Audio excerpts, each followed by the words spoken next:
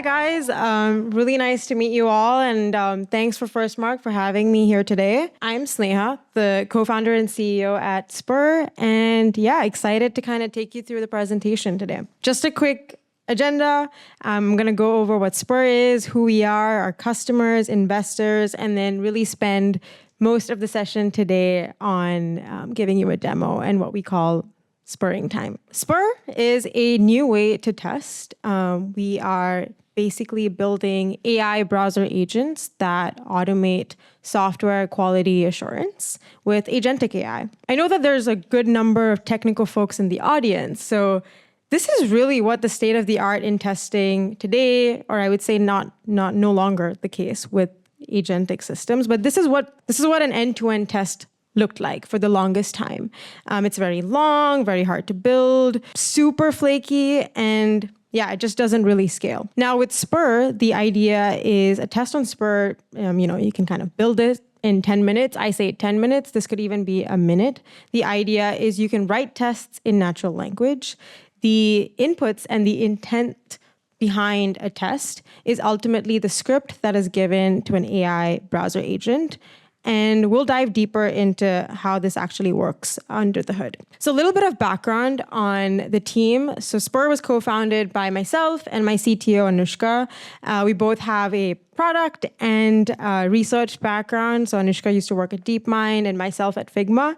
And we met at the Yale NLP lab. We're backed by an amazing team and a team of ex-founders, customers, and competitors, as well as investors that, we really love. And we have an amazing team here. And we're also hiring across many different roles. So short plug, please find me after the event if you're, looking for applied AI, research, design, sales, etc. We're hiring across the board. And we're working with some of the fastest growing brands in the world. And you might wonder, why brands, right? So typically you saw the Selenium, Cypress playwright test that I kind of showed earlier. Brands and B2C companies, they have user interfaces that are constantly changing, which makes the idea of having rigid tests just doesn't really scale and really bleeds the need to have a more agentic approach for testing.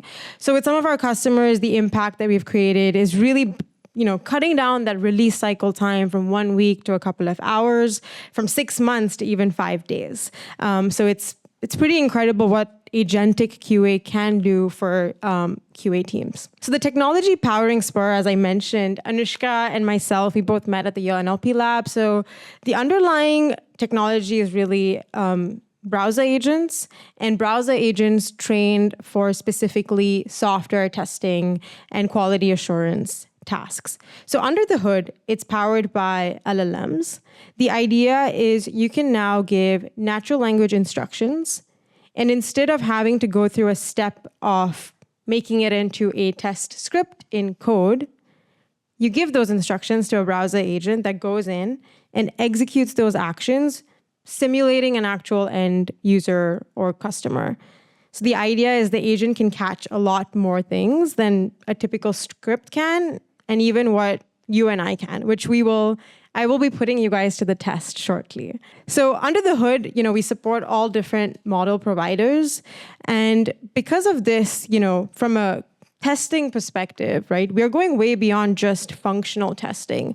We have a whole set of agents that we support, from action agents, assertion agents, extraction agents, UI UX testing agents, and persona agents. So essentially, it's not just QA in the sense of, does this flow work, but also, is this flow optimal? Does it really feel good as an end user? And then going a little deeper into the underlying architecture, the idea is the agentic inputs, as I mentioned, can be natural language instructions, but we take everything from, a text input, a Jira ticket, a video or Loom recording, and actually we use Gemini's models for that, or even like PDF or CSV files of test cases.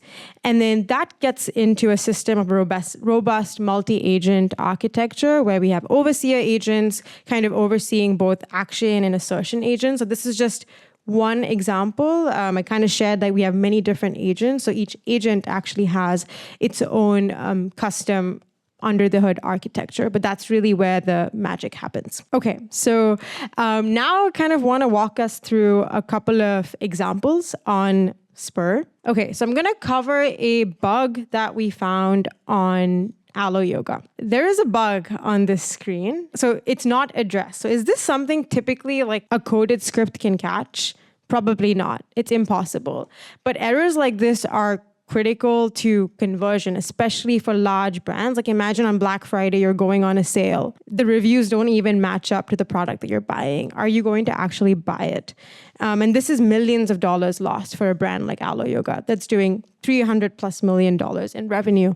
So this is actually an example of a real bug that Spur caught for the customer. This is an example of a test result on Spur. The inputs for this test are actually on the left-hand side of the screen.